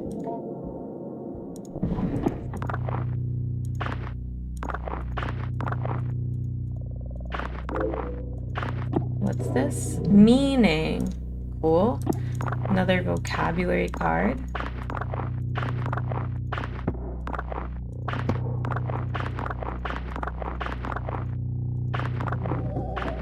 Okay. I look away for 1 minute. It's all good.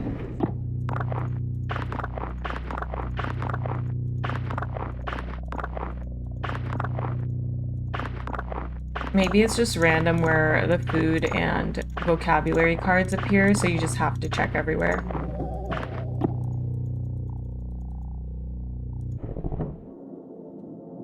People catching the bonks. Oops. Bottom drawer. We still don't have a key. I want a key. Bulbous growth. There's another bulbous growth. This is the third one.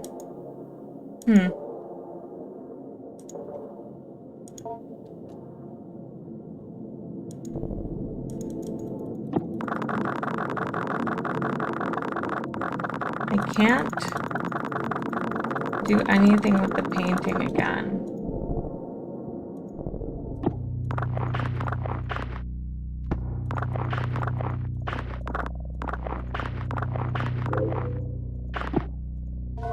A flatbread? Okay. You're just sitting down in the basement?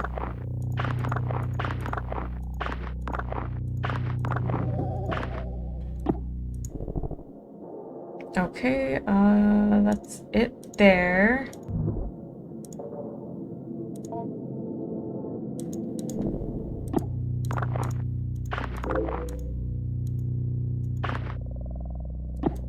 On your third beer and you haven't had any for 4 months. Yeah, that'd probably hit you. That'd probably hit you a little bit hard. Oh, we got another vocabulary card.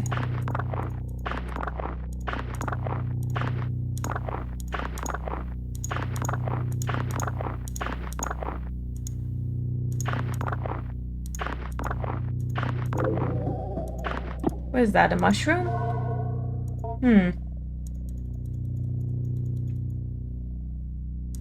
Oh yeah, lunch would be good with alcohol.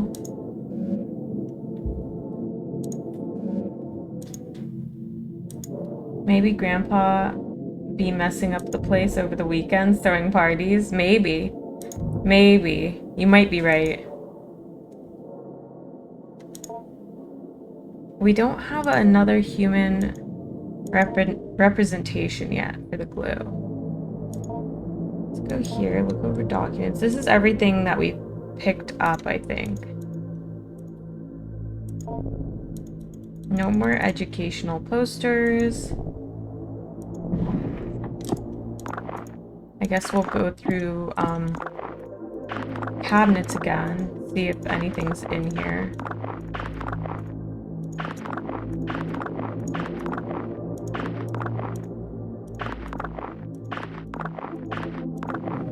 No one's gonna keep Grandpa down.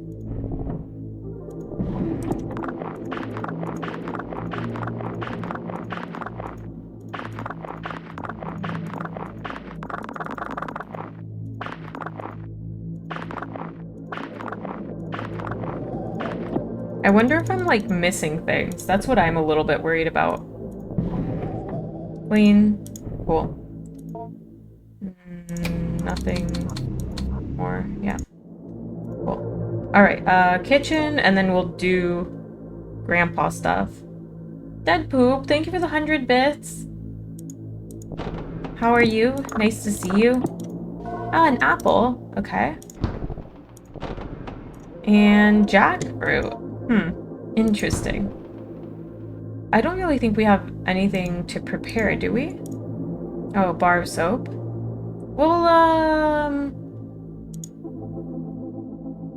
We'll wait on that. We'll wait on that. I'm doing good. Let's, wow, Grandpa. Looking better. Let's observe.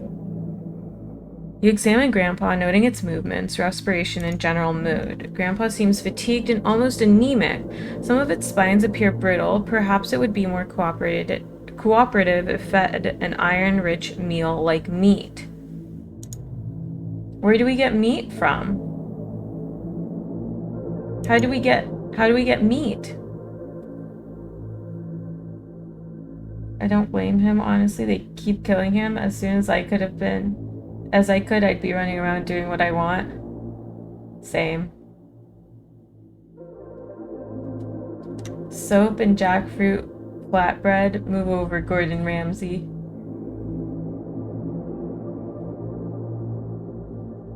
Yeah, Chibi. There's a torch that like makes it so that animals don't attack you.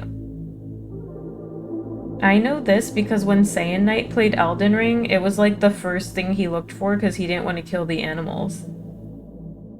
Why is this feeling like an episode of Chopped? What is that? Okay, let's see. I don't think there's anything else we can find, that's the thing. Like, we can't do anything else. I haven't found a flashlight. Haven't found a sharp object, so we just have to feed him what we have. Let's teach him first.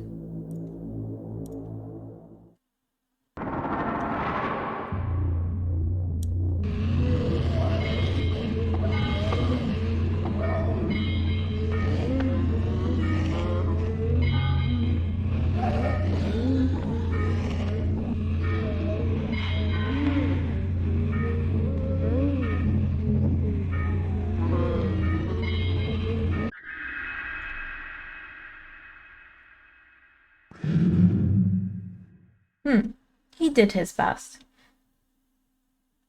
Food Network Trash TV where contestants have to cook with a random set of ingredients. Oh, interesting. Let's see what we see here. No general comments on pronunciation. We further delve into abstraction with Whiskers, partially or perhaps for the most part for the purpose of determining the origin of its recollections that precede its death. Dr. Hart has begun to theorize that in the process of death, the structure of Whiskers is compressed back into the morpholactic nucleus, and then later, upon re-establishing the nerve netting that is laced through its spines, is slowly reassembled and redeployed as needed. I do not think this is the case, for I can plainly see that for growth cycles in which Whiskers is not receiving our pronunciation and vocabulary lessons, that its capacity general for comprehending its environment is greatly diminished, and in the simulated conversations we carry out, Whiskers struggles greatly or else does not participate.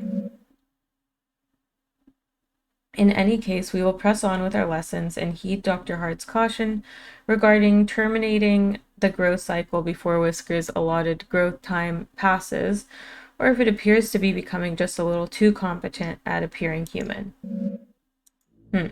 Okay, I guess we'll teach him the other thing. Oh, no, wrong.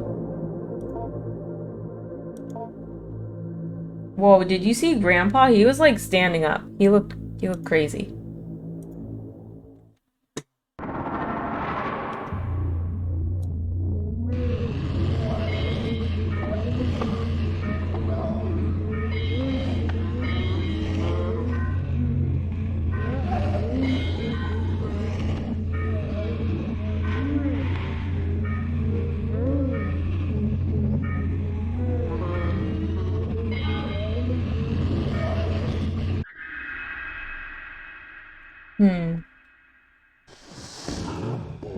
Okay, let's see what they say about this. There appears to be nothing written here, or if it was thoroughly erased. Okay, now let's feed Grandpa.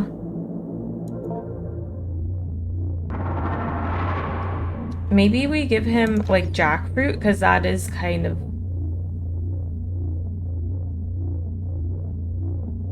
bone dry and very hard? Okay.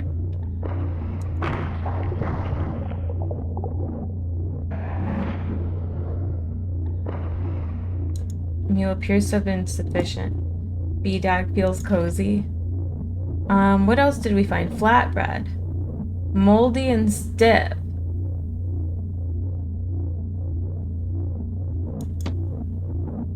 No notes. No one gets this far. Poor Grandpa. Okay. I think he likes the flatbread too.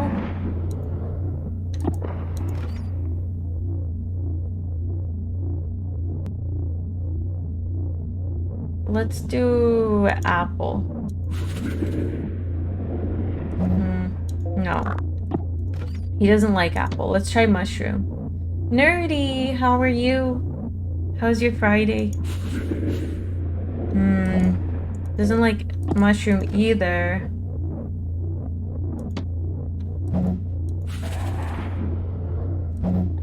I don't want to give him concealed battery or concealed insulation. I want to feed him something he likes. Did he like the strawberry?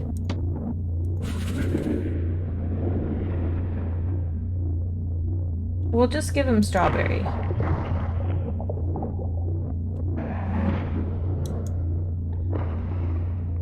Sniffles, but we're good. Oh, I hope you feel better soon. He did like kiwis. He liked the flatbread and the jackfruit.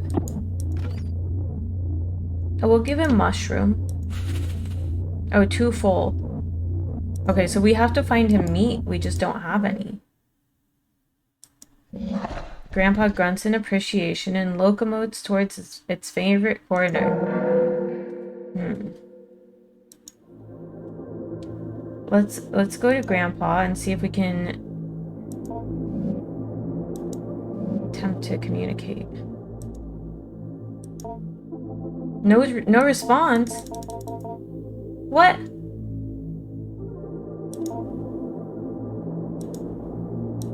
Is he mad because we don't have meat for him? I don't know what we could...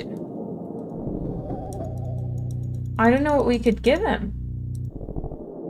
That's... Oh, no. Okay, I guess we'll end the week.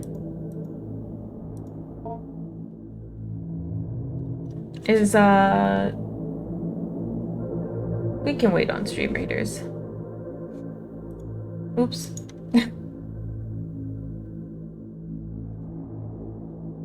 Gotta find something sharp for the bold things. I imagine we'd, like, pick up an item that would be, like, on the side, like the glue is. I don't know. Let's see.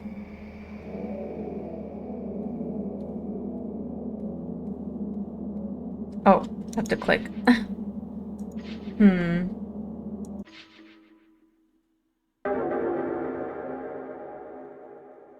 Week 5. Who could that be?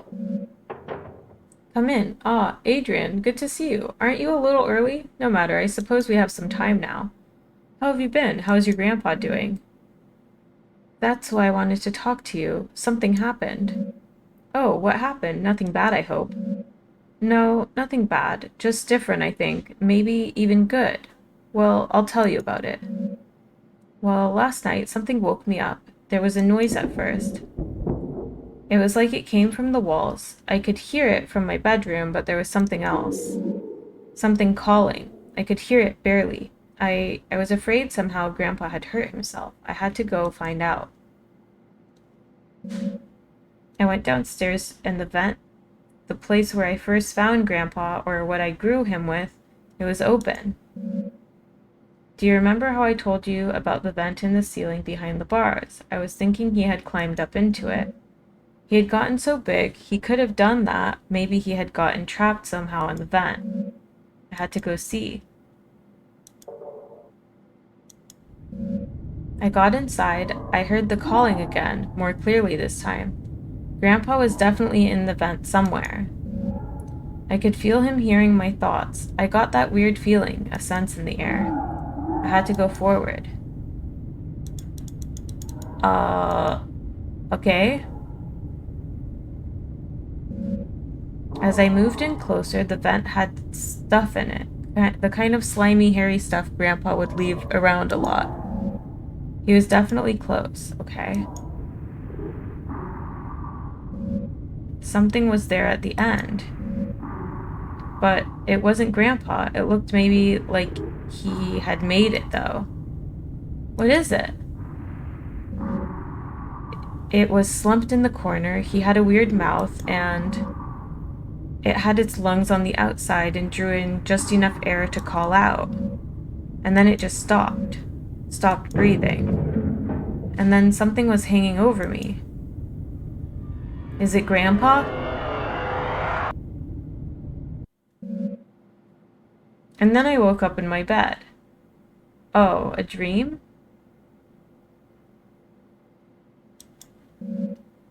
In your bed? Adrian, it sounds like it was quite a dreadful dream. Are you alright, by the way? Your face is twitching like you're about to have a violent sneeze.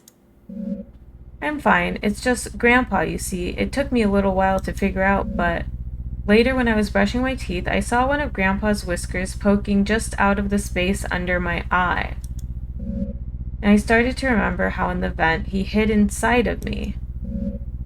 It was so fast I could barely remember, but soon I started to feel him sliding around in my head. Behind my forehead and behind my eyes and nose. It doesn't hurt at all, it's just ticklish. I'm glad I can be with him. Oh, I can feel him now.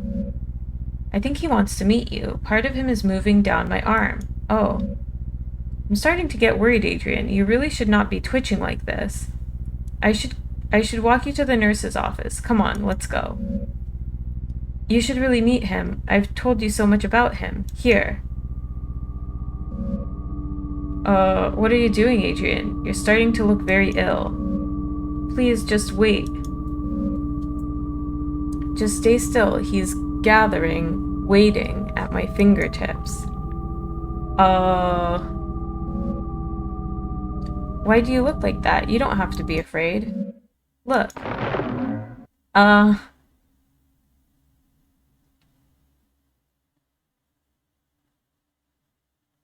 uh?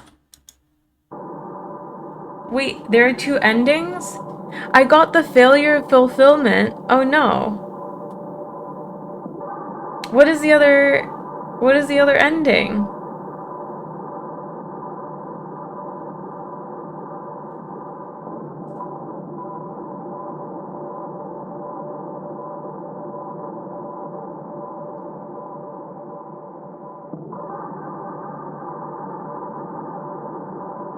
That was really good. I really liked the story of that.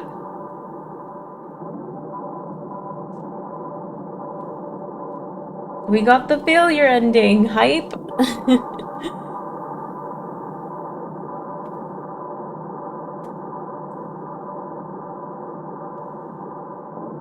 Interesting. Interesting, interesting. I know we didn't find him meat. I don't know how we would have done that. Hmm. Hmm.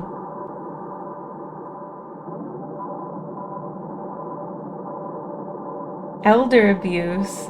No. We loved Grandpa.